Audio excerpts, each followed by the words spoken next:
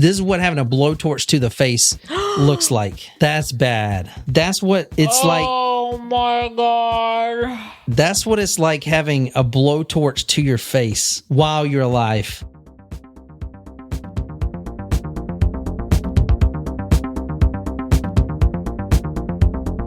So we're getting started again.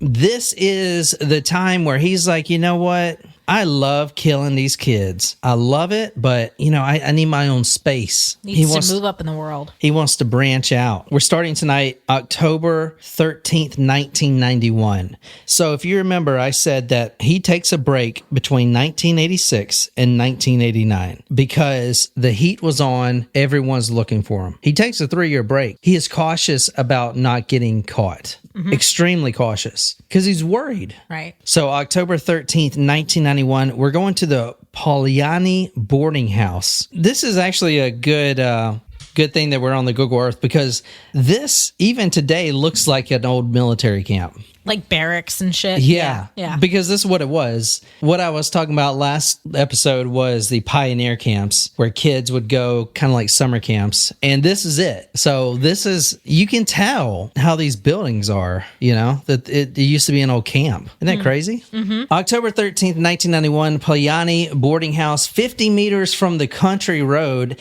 A citizen is walking by and he reports seeing something terrible. So this Good Samaritan calls the police, and the police come out, and sure enough, not even in a shallow grave, just kind of tossed on the side of this road was a few things, a few different parts. A torso, legs with socks, and something worse than that. I'm going to show you the photos. This is kind of graphic. This was also found on the country road. Hey, Heidi. Hey, Shram. Hey, Heidi, look at this. Can you describe what this is? I don't know what I'm looking at. Or maybe this one's a little better. I still don't know what I'm looking at. You don't know what that is? No. What is this? Okay, here's the leg right here. Here's another leg. Oh. It's skin. Oh. That's gross. It's skin. You gotta love the skin you're in. Yep, Brandon got it. Is that skin? Yep, apparently so. Give him some skin. The police found some skin, just the skin, not the stuff connected to it. Isn't that crazy how you could just skin something and it's just like, the skin comes whole? It's like the chicken fried KFC. I just ruined KFC for everybody. But like the chicken skin is so good. Yeah. So good. On the side of this country road, there was what I just showed you, skin. Now, near this skin was a torso. Just skin was found on the side of the road. Yeah, but near the skin was a torso, the legs, both with socks on them, and the skin. But the head wasn't there, yada, yada. They can't identify half these kids.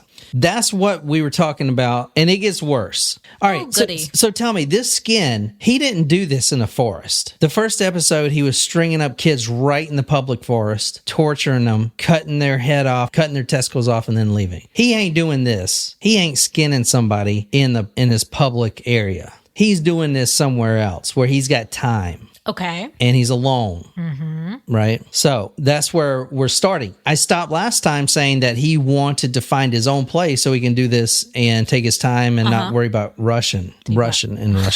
Russian. I see what you did there.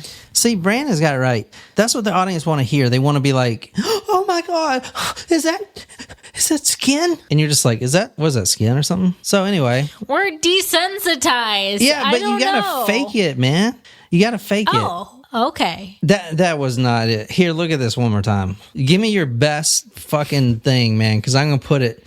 This is gonna be in the front of the episode, so you gotta sound terrified. Are you ready? How was that? Kind of mediocre. We're going to get back to whose skin this was in a little bit. This happened October 13, 1991. Okay, but now we're going back a few years, 1988. This is in the middle of his hiatus. He ain't killing anyone. He ain't killing no little boys. He ain't even looking for no boys. He's doing him. He's doing himself. 1988, he buys a car, which is a big thing. And this is actually going to be one of the things that get him caught. In Russia, at this time, it was pretty rare to have a car. Everyone didn't have a car like they have today. So if you had a car, I mean, probably like maybe what, 1 out of 100 people had a car, say something like that. So if you had a car, then what? Then you can drive somewhere. So if You were popular. well, or think about this. This skin was found on a country road, which means the killer most likely had driven it and dumped it there, unless he's got a hideout like within 100 meters or so. Does that make sense? So that's very important. I dug a cellar where I was originally going to make a workshop, but then the idea came to me to use the cellar to commit sexual acts and crimes. I think you always wanted to do that. Concrete floor, concrete slabs on the walls for soundproofing, rings hanging up on the walls for torturing, like little gymnast rings. And also what's new about this new development, remember he waits 3 years before he kills again, is he's changing his clientele. He's changing his victim list completely. Okay. Before it was kids at camp, okay? And the Russian authorities were getting pretty close to catching him since he worked at a camp. Now he's deciding to do runaway kids. So the parents won't know or won't even care to report them. No one's going to miss them. These kids are juvenile delinquents. He starts targeting nothing but runaways. He'll drive his car and look for a kid 14 to 16 or even a little younger. And he likes to find them if they're smoking a cigarette. So he's very specific about who he stops for. So if he comes upon a 14-year-old kid hanging out by the bus station or somewhere when he should be home and he's smoking a cigarette, that's who he's going for. What he would do is he would befriend the kid, and he does it the same way. Usually he walks up there and asks for a match. Hey, you got a match, yada yada. And unlike before in the forest where he just immediately pulls out a knife and starts going haywire, he actually starts learning the psychology and how to talk to these kids, getting them really interested in kind of being friends, getting them interested enough to get in his car. And not only that, after they get into his car, he would try to convince the kids to rob a store. Not rob, but just like put a few cigarettes in his pocket, maybe a bottle of vodka or something. Just slip it in his, coat. If a kid will do that, according to Golovkin, it actually gives him a reason in his own mind to justify the murder. The kid's a thief. He's stealing cigarettes. He's stealing vodka, even though I'm asking him to do it and he's stealing it for me. Yeah, he deserves to be strung up and tortured. And interesting mindset that he has. According to Golovkin, this gave him a reason to justify the murder. If the child did not agree to illegal actions, then Golovkin instantly lost interest in him since he did not correspond to the image of a hooligan, like those hooligans who beat him many years ago, which had formed in his head and with which he strived for what to take revenge no matter what. What's up, Colleen? I was just asking about you. All right, let's talk about another kill. Let's get right into it. What I just told you about his MO and how he's picking up kids now, this is exactly the scenario that I just talked about, play by play. Sergey P. was a student at secondary school. He goes missing September 23rd, 1989. He was last seen at a bus stop heading towards Moscow. However, this boy never got on the bus. Instead, he hitched a ride with Golovkin. At about 1800 hours, Golovkin at the Perevkochusko railway station in the Otisanovo district put 15-year-old Sergey in his car, fraudulently brought him to the garage, and forced him to go down to a specifically equipped basement. There, at knife point, he undressed the boy and performed several violent sexual acts on him in various forms. Golovkin then tied his hands behind his back, put a rope noose around his neck, and strangled the boy. After which, mocking the corpse, the killer hung it from the ceiling by its legs, cut off its nose and ears, severed its head, inflicted many knife blows on the body, cut out its internal and genital organs. Using surgical knives and an axe, Golovkin dismembered the corpse, cut out the soft tissues, fried them on a blowtorch, and ate them. He kept the severed head in the garage. He opened the skull, burned out the brain, and gradually separated the skin and soft tissues. Golovkin later showed Sergey's skull to the other victims to intimidate them. All right, that was a lot. All right, let me kind of break it down here. This boy gets in the car. He is obviously one who steals, because Golovkin would say if they didn't steal, he would just throw them out of the car. So at the garage at this point, at the basement, which is on a stud farm. So he was working on a stud farm. That's his job. He works on a stud farm. He commandeered a horse stable and kind of built a basement under it. Wow. I mean, and there's got to be hardly no one around. I mean, he's spent a lot of time with his horses, and he's not actually at a camp. The stud farm isn't a camp. So he was working at camp, but now he transferred to where his whole job is just inseminating horses. That's all he's doing. Lovely. So he's got a lot of time, to dig a basement. On his Mr. Hands? Yeah.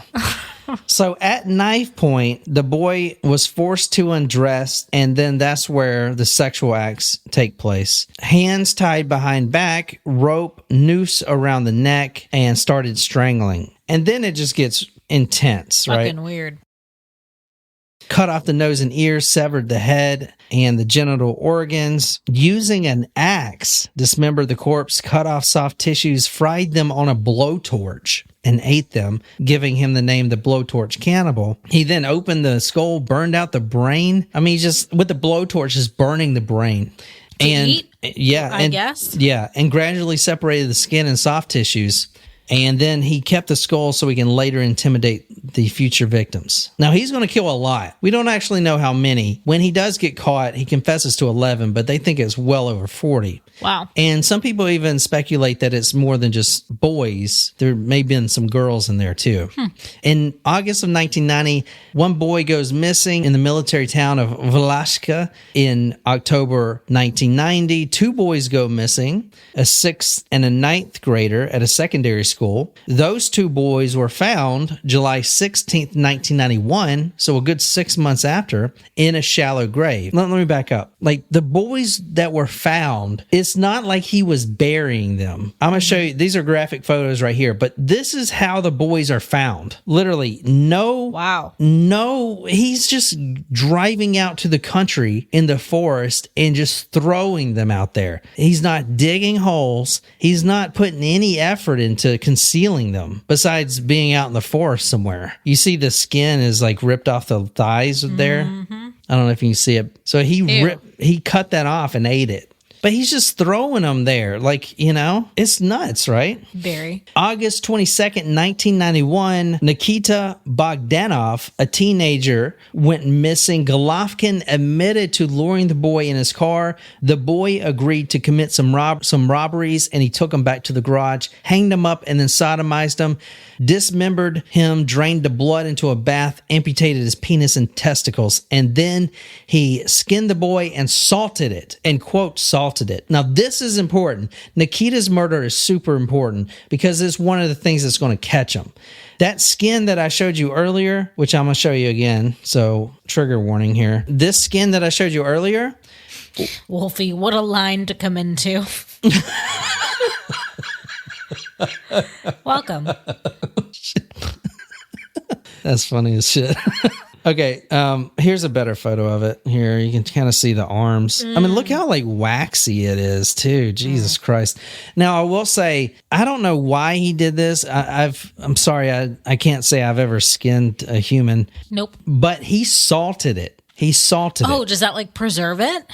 I guess so, but I mean, like a brine. But he's throwing them out, So, but the fact that he salted it is going to be one of his downfalls. I'll let you kind of guess why. I don't know because who else is salting the skin of humans? All right, I didn't know this, and I don't think you would know this unless you were a livestock trainer or a horse trainer. But I'm going to read this. This is from one of the reports. Quote, another important point was that the skin removed from the boy was salted with unrefined feed salt. Ah. Access to salt in such quantities could have been limited to a limited circle of people associated with agriculture and livestock raising. There you go. If he used good old-fashioned kosher table salt or Himalayan pink salt, it would have been much harder to figure out who done it.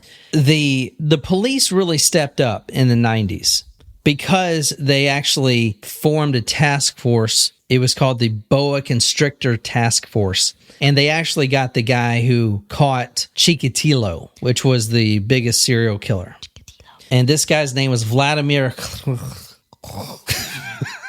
His name was Vladimir Kolosnikov. Oh, that was not bad. I mean, it sounded Russian anyway. Whether or not that was accurate, we'll never know.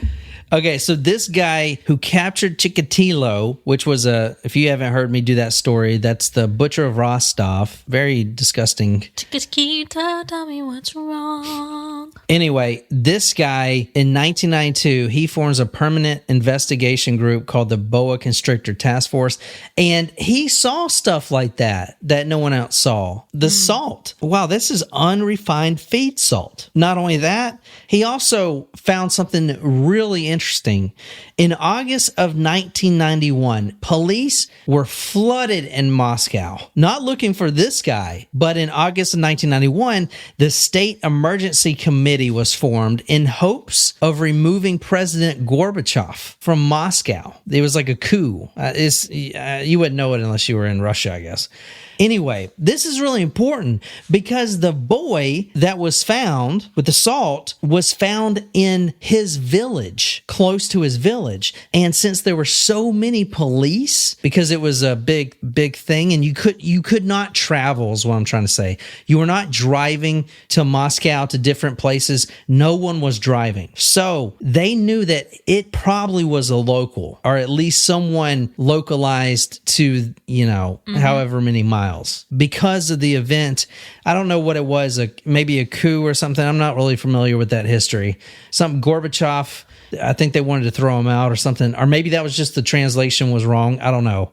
But what I did see was no one was driving. And this was one of the points that the new guy, this Vladimir, saw. He was like, okay, he's probably sort of local, and he's probably in agriculture or livestock. Okay. And the other thing he said was, do you want to take a guess? There was like one more thing that this guy had to have. He had to have a space to do this. He wasn't doing this in the forest. Okay. So let's look for someone in agriculture, someone who has a car, because even though this boy was local, all the bodies were driven somewhere. They were alongside a road. Exactly. Yeah. Let's kind of focus within this area too. I mean, there's a lot of villages that fit in this little area they're talking about, and so he has to have a car, he's got to work in agriculture or livestock, and he's got to have a place to do it. It's actually kind of impressive how, they started finding this guy. Golovkin was looked at, but all the police knew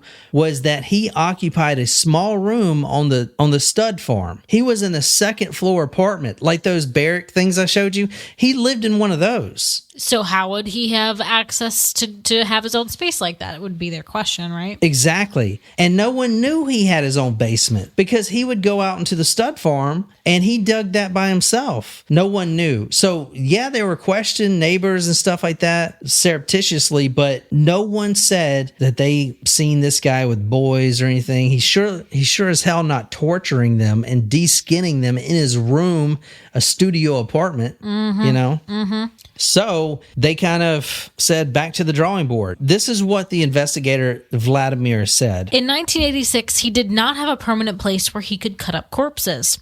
He went hunting for children, but there was an element of chance in this. The boa constrictor never knew in advance who his next victim would be. He picked anyone, practically the first person he met. He could stand and watch for whoever gets caught. Then, in 86, the boa constrictor killed where it attacked. The first dead bodies were practically not hidden. I showed you that bodies. So he also had the nickname the boa constrictor, not meant to be... Huh? The boa constrictor is one of his names. The boa constrictor... The Fisher, okay. And the Blowtorch Cannibal, which that name doesn't come up until after he's caught, because no one knew he was doing that. Got it.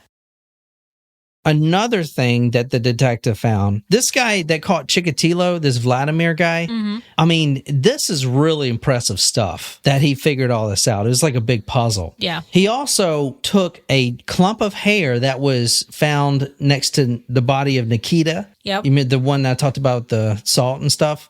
There was a clump of hair that was removed from around his body, and it didn't match the victim. So the detective's like, well, whose hair is this? It matched to another teenager killed a year ago.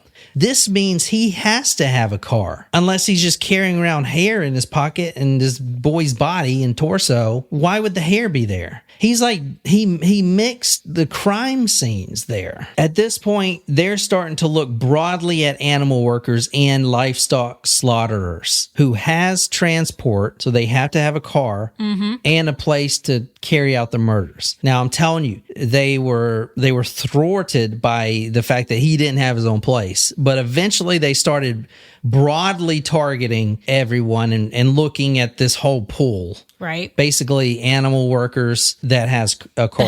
That has a car. That was the big things. If you loosely fit those requirements. And they were looking at you. That's a lot of people because there's a lot of horse stud trainers and stuff in Russia in the 80s. In this area. Right. Exactly. Especially with the camps, the pioneer camps. Everyone's horse riding. If you're going anywhere in the forest, everyone's, there's a lot of... Do you think it was more than a dozen people, though, that they were looking at? Yeah, it was a couple hundred. Oh, wow. Yeah, it was a couple hundred. Way more than I would have thought. Exactly. A couple hundred that were agriculture or livestock trainers. Oh, I thought... and that have a car. It was a couple hundred. Wow. Yeah. But... that's not bad. The ones that they did find that fit all three criteria, they wouldn't have been on it. They got ruled out. Yeah, but those were the primary ones. But yeah, he was on this list of a couple hundred people. Wow. All right. In the evening of April 21st, 1992, we're getting up to his last kills right now, right before he gets caught.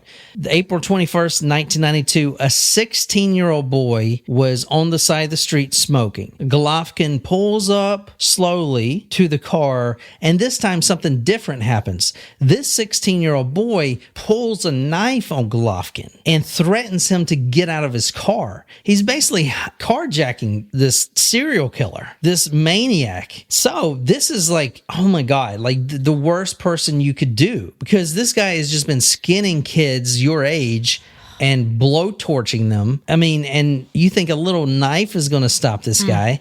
Golovkin quickly overpowered him and threw him in the trunk. Crazy. He recalled the crime, speaking dispassionately, inexpressively, on one note. He undressed the teenager, tied his hands behind his back with wire, and committed lewd acts with him.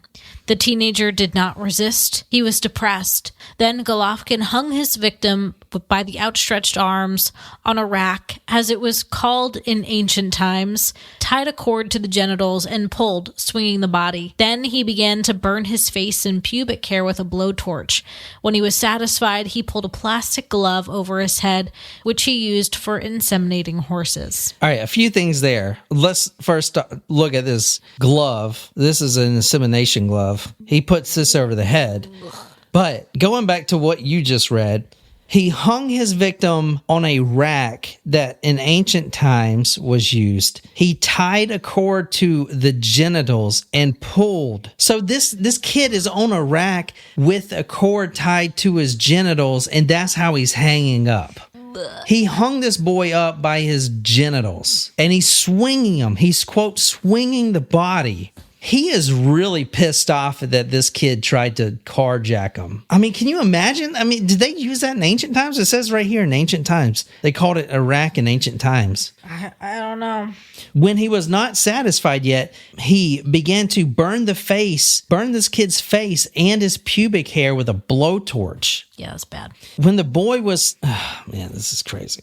After this boy was burnt with a blowtorch and a plastic glove was over his head, I mean, he was basically dead, but he wasn't at this point. This was a 6-hour torture session. He's not going to let him suffocate. So when this boy started to choke and convulse, he would pull the bag off. Golovkin felt that power, every plea for mercy, every begging you, please, Let me go. Every time he did that, it just gave Golovkin more energy and power. And he was started staying up all night doing this. His coworkers would notice he would be sleep deprived. He would stay up all night, sometimes for multiple nights doing this. At the very end of this torture session, which lasted about 6 hours, he makes the boy, which by this point is completely willing to do, stand on a stool, and he's got a noose around his neck. Finally, Golovkin violently kicked that stool from under his feet, and the boy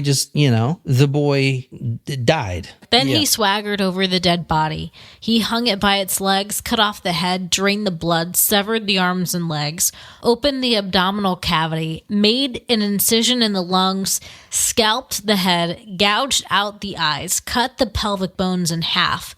The smell of blood, the sight of the pieces of the body greatly excited the maniac, bringing him, in his words, to an exalted, bright state. This is pretty intense compared to the first part. Right? Jesus Christ. Holy shit. Let's talk about the last 3 victims. Now, this was the first time he's done this and the last time because he gets caught. But the last 3 victims were actually together. He kidnaps 3 boys together. Aha! Now, these boys, he had met them at the train station on September 14th, 1992. They were going to Moscow, as they do every day, to play slot machines. These boys were between the ages of 13 to 15, I think. Younger boys, right? Anyway, Golovkin starts a conversation with them and says, hey, you could save some of that money that you would have to, put on the bus or the train, save some of that train money, more for gambling, because I'm going to Moscow tomorrow. So I'll just come back here and y'all can ride with me there. So that's kind of what they did. Now, this is from the interrogation records. The investigator says, describe these boys. Thin, blonde hair, 11 to 12 years old. The investigator said, well, what if they refuse to steal cigarettes? So the boys, once they get in the car, hey, I'm driving you guys to Moscow. However, I need you to do something for me. It's just a little petty theft. You just go in there and steal some vodka, some cigs, no big deal. What if they refuse to steal the cigarettes? And then Golovkin says, quote, then I wouldn't do anything with them. Eventually, he takes the boys to the basement before he takes them to Moscow, and that's where he overpowers them and starts tying them all up. I mean, they're 3 12-year-old boys, and this guy is 30-something, and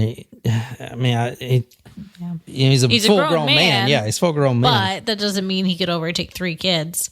He then tells the kids, after he's got them all strung up, quote, have you heard of the Fisher? This is what I am. I also told them that they were my 11th, and now I would kill them. And he told them he would kill them in what order? Now, he's killed a lot more than 11, but this is what he's telling the investigator. Okay. The investigator says, well, how was the sequence determined? Well, I like Efremov the most. I wanted to see him suffer the longest. So Efremov is one of the children. Mm-hmm. First, I went to torture Sedyakin while the other 2 watched. I put on a cattle insemination glove and put it over his head. They watched him suffocate, and then they watched me rape him. And then I hanged the boy up. Then it was Shurikov's turn. After all the torture, Golovkin put Shurikov on a stool with a noose around his neck and forced the last surviving boy, Efremov, to knock her out from under his feet in order to see his humiliation and submission to his will. It's supposed to be him, sorry.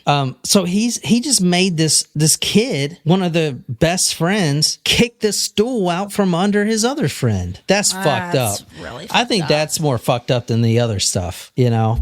Because he had to do it. Yeah. I mean, that's real bad. Golovkin then dismembers Shurikov in front of Efremov's eyes. So he's watching him dismember his friend right in front of his eyes. He even showed Efremov the internal organs. And then finally, now each boy had to watch the other ones get tortured. They got tortured one at a time. He said it was about 3 hours each of torturing. And this went over a 2-day event, 2 nights. So 2 evenings here. So that's a lot. You have to watch your friends get tortured for hours and hours and hours. And then your torture lasts about 3 hours. Mm-hmm.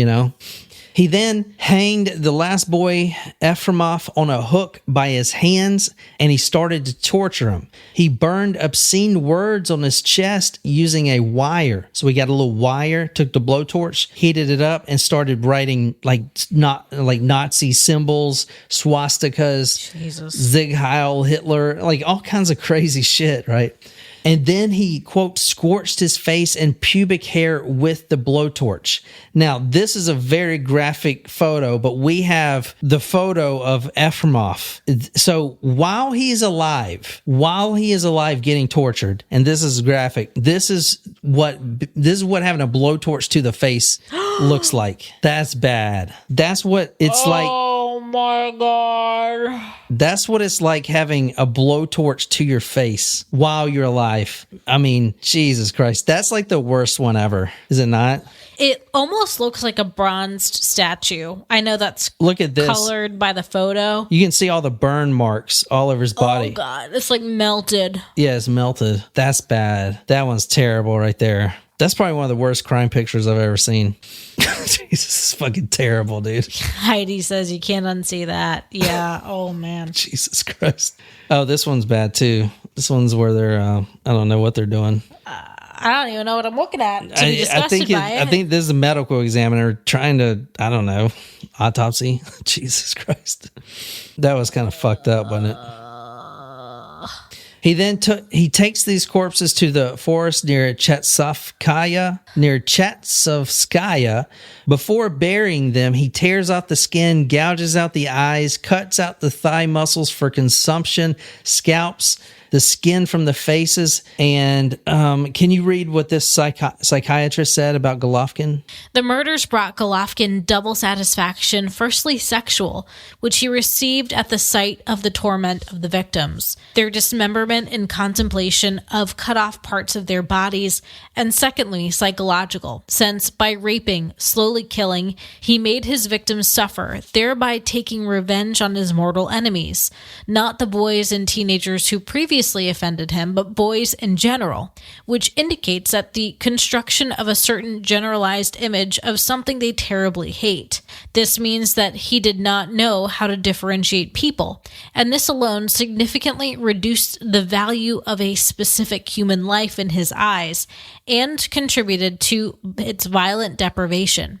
Revenge and self-affirmation are the main motive of his ultra-violent crimes. So remember, this goes back to that when he was 12 years old and he got bullied and nearly got killed by a group of kids. So now he got back at them. I mean, not those kids specifically, but every boy ever. But the psychology is there, because would those boys, going back to when he was 12, would those boys who jumped him, would they also lift cigarettes from the grocery store? Maybe. They would, because they're bad people. And that's how he kind of says, okay, these are the people I'm targeting. If they didn't go along with, because every boy he got, he would make them go through this. I need you to steal something for me. And if they didn't do it, he lets them go. So it's literally the revenge is his motive, because he's like, okay, I know if they would steal, then they would probably get in a group and beat some helpless kid like they did me. And that's his psychology, because none of this was sexual. It was all just revenge. Jesus. Isn't that nuts? Mm-hmm. So anyway, that's a crazy story. Uh-huh. Before the friends left, remember, they were going to come back that one day and then ride with Golovkin. Before they went back that one day, they had told another friend that a man named Golovkin was taking them to Moscow. On October 4th, a mushroom picker found the children's graveyard. That's what the report said, a children's graveyard. Wow.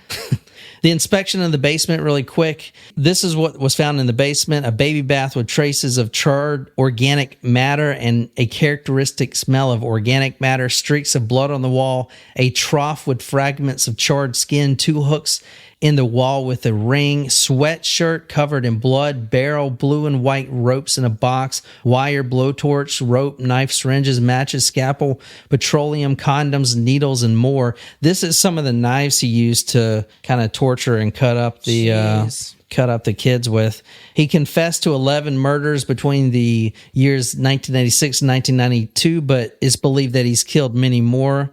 Another psychiatrist said, not only did he solve all of his most important life problems with the help of death, he was not only irresistibly attracted to corpses and their dismemberment, he was given sexual and psychological satisfaction by death itself in all stages, from the boys' horror of inevitable pain, their prolonged suffering and agony, the dismemberment of the bodies, cutting off the head and other parts of the bodies, tearing off the skin, etc. His necrophilism was manifested in the fact that he took individual parts of the body home and admired them for a long period of time until they began to rot. Actually, this man existed as if in an other world where there is neither good nor evil and everything is equally gray, dull, and ugly. He didn't need anyone, and the death of his victims was the main goal and meaning of life. and that's it. That's Sergey Golovkin. Well, what happened to him? He was actually the last person ever to be executed in Russia. Wait, Russia doesn't have the death penalty anymore? I guess not. That shocks me, actually. Yeah. Oh, that's right. They just sent him to Ukraine. On August 2nd, 1996, Golovkin was executed by a single shot to the back of the head. He was the last person to be executed in Russia before the abolition of capital punishment. Wow. So that is the Blowtorch Cannibal. Russia's getting soft. Yeah. But anyway, we're going to go play some video games. Thanks for being here, guys. And I hope you guys enjoyed it. See you tomorrow. Looking forward to it already. Good night, you lovely, lovely people.